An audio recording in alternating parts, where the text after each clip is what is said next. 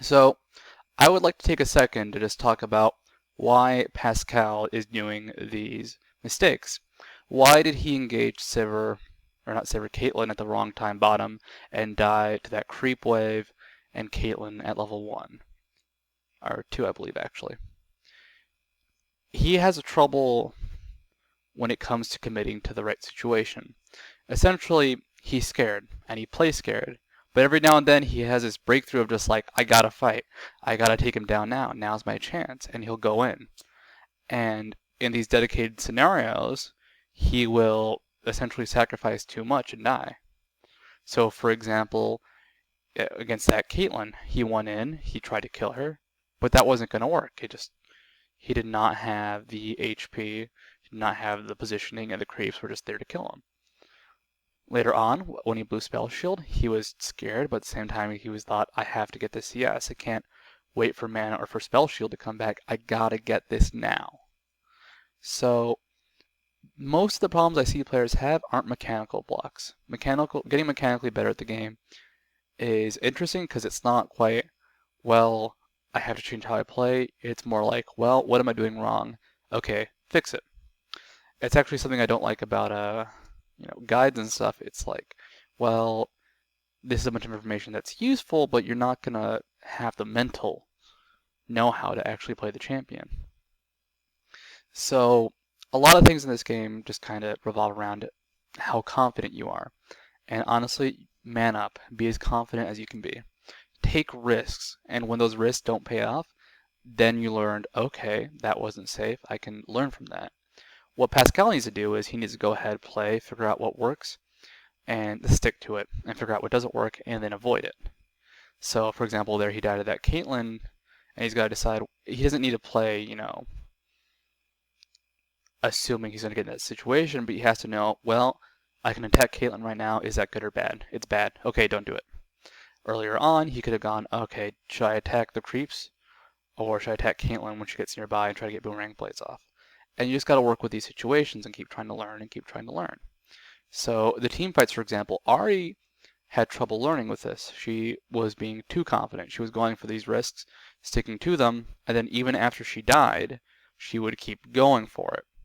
So playing this little kite game with Ahri wasn't working out. Some things are hard to learn and just even talk about and realize what's going on and what's going wrong, like team fights. So team fights is just kind of like, well, was it really my fault? Was it really a bad idea? Maybe my teammate sucked. Maybe I sucked. Maybe the other guys just had some knowledge we didn't have. And really just got to figure that out and go, okay, why did we lose that team fight? Why did blue side lose a team fight at blue, where Sivir was kind of running around not attacking? They lost that fight because they got caught very clumped up.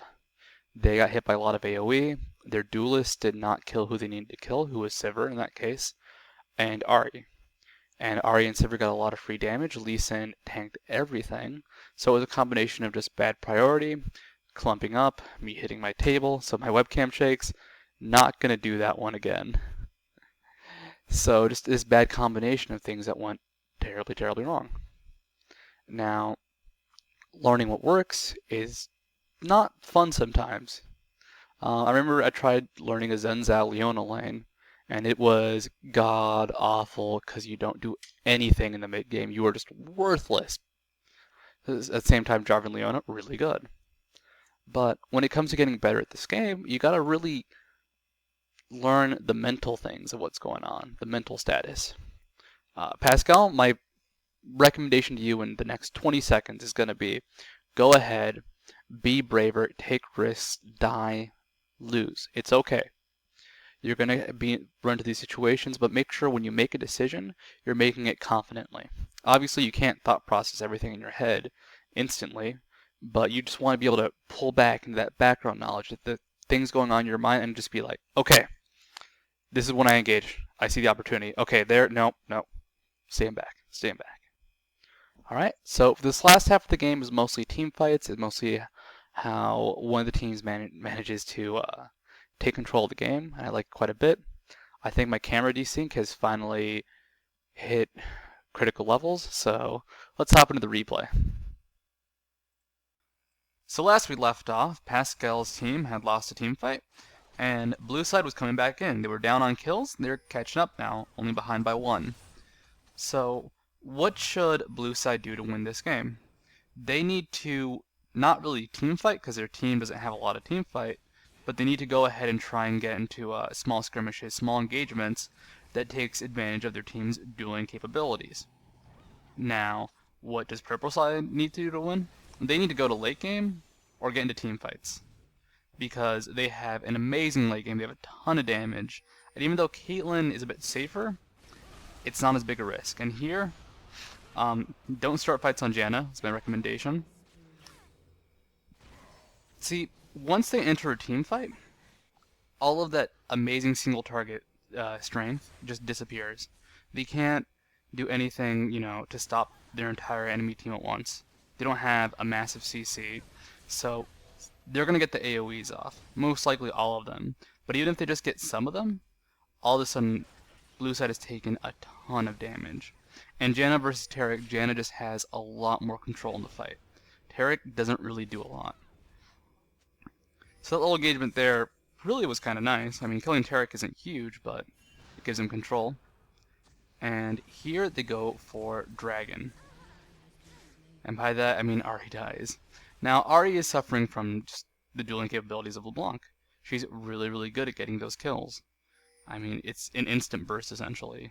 And LeBlanc can just kind of kill Ahri over and over. This actually goes for most of the team. No one on purple side is too tanky, except maybe Lee Sin. Rumble, for example, is actually a very squishy melee character for the items you normally build on him. I believe this Rumble's actually building extra tanky, so he doesn't have to worry about LeBlanc as much. But generally, LeBlanc would be able to kill anybody on their team. Oh, not tanky yet, but he does have a Rylai's. That is pretty significant.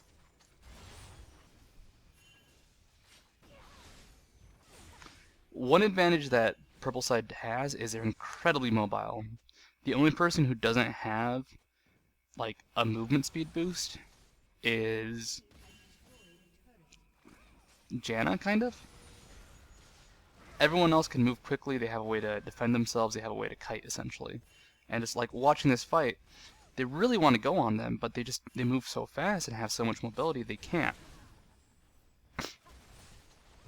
Now the disadvantage is, if they get caught, they can get blown up pretty easily. Ahri, for example, insta-kill right now at this HP, and even with more HP, still an easy kill. People actually used to say Ahri was not very good, and I can understand why. Because she does not have a lot of HP, and she needs to be close to do damage. So anytime you get into a fight as Ahri, you're taking a risk. So, when it comes to defending, you really kind of have to do it as a team. This fight, for example, I think purple side could have won it even without Ahri. But they split up, Sivir wasn't there, Janna had to go back to heal, and because of that, they lost 2 people, and now the tower's at risk. So they're going to back off the push, though. Overall, though, defense is weird, because if you're equal, you're probably not going to do anything. Like, unless one team has amazing initiation, the fight's not going to start, you're just going to kind of hold them. So, you want to be the team that has your creeps pushing out. Because if you're pushing in, you'll take a lot of tower damage, it's bad for you, you'll have to defend, and you can lose your tower then. They can push when someone goes to defend. If your creeps are pushing out, then even though you're not getting that CS, if they try and defend, you go ahead and you get a tower out of it. Now, I do love that blue side is being very aggressive towards Race. Nidalee, I don't know what she was doing here. I think there was a miscommunication with her team, or she just overestimated how much survivability she has, but she gets caught. And as I mentioned before, the team that makes more mistakes is usually the one to lose. That's a big mistake.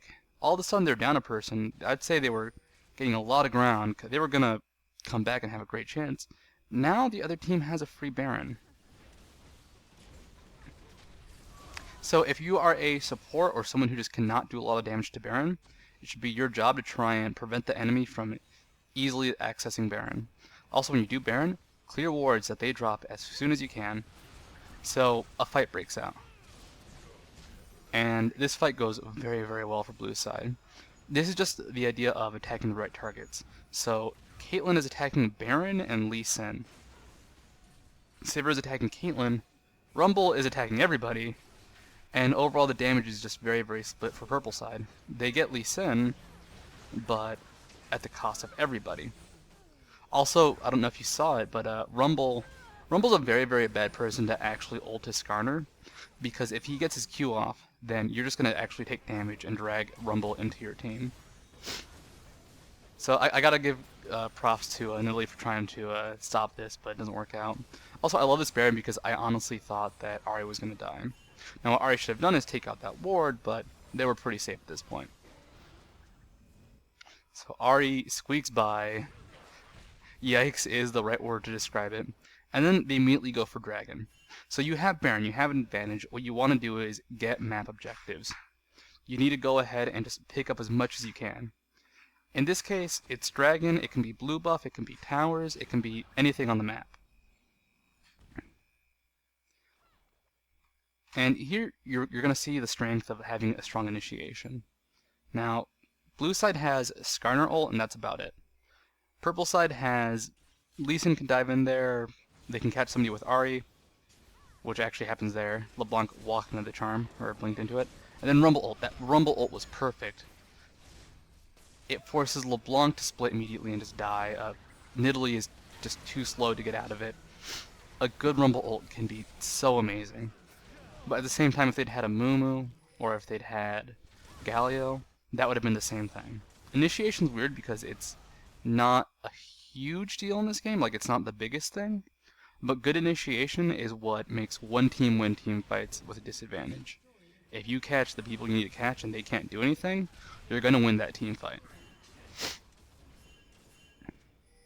And now, like as I mentioned before, they're going for map objectives. Go for red buff. Great idea to get red buff when you have the chance to get it. Blue buff, they did not even scout it. And I think it's a mistake, but they're doing well enough already where it's not a huge deal, but you want to press as much advantage as you can. You want to stomp them while they're down. Like, if you had a Karthus who could one-shot them in the fountain, you would want to one-shot them in the fountain. So now they have this Baron buff, and they need to keep going for objectives. Depending on the game, sometimes you have an advantage, but you can't push it because it's side pushing. Sometimes you just can't press it. This is a game where they can press it. Ahri's doing her thing, trying to catch people off to the side. Taric is the most unfortunate support right now. Oh my god, I feel so sorry for him, because there is very little he can do in that situation. And that charm, that was such a good charm. These pokes, these catches are what really, really brings purple side to the advantage. They do have a lot of poke, they do have a lot of team fight potential, but they're starting fights on their terms. And that's what makes these fights so strong. Like, if you've ever played a team that has, say, a Mumu, Annie, Fiddlesticks, just massive AoE, and if you've ever been on that team and you start team fights that are very spread out and not on your terms, then that's what will cost you games. Even though you have a great team fighting team, if you can't team fight right, it doesn't work. Also, they're being very, very safe about this. They didn't go for the finish. They're just killing the towers. That's okay. It's okay to be safe in this game. Ahri not being safe enough, but here they are killing this inhibitor, and they're just keeping the map control. If they leave their base, they will lose a turret. Possibly the game. One way to win games actually is to wait for 3 inhibitors to be down and push with just massive super creeps, and they can't defend. If they fight, they will lose because of the super creep damage. Now, I would just like to say, make sure you time your Baron right, because that was over a minute of just waiting in the Baron pit. They could have gone back to buy, or bought pots, or done anything really. So, I just like that. It's a great idea to try and time Baron and be there for Baron. Make sure you time it right though. Baron is 8 minutes, Dragon is 6, buffs are 5. I'm not sure about the lol camps, I think they're a minute. And this game does not have a dramatic ending. If you look at the top left, you'll see Nidalee's health bar. Now, I think this is just unfortunate how this ends, because it's not... I did not think blue side can come back from this. They just don't have the map control, they don't have the team to fight purple side. However, when this happens, there's really nothing you can do. And it's unfortunate because that was a disconnect. So the game was essentially over, but now final nail in the coffin, and it's not even something a player actively did. So this has been a look at a 1400 game. Hope you enjoyed it.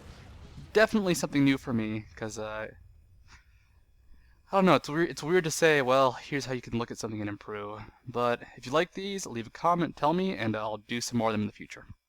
Adios.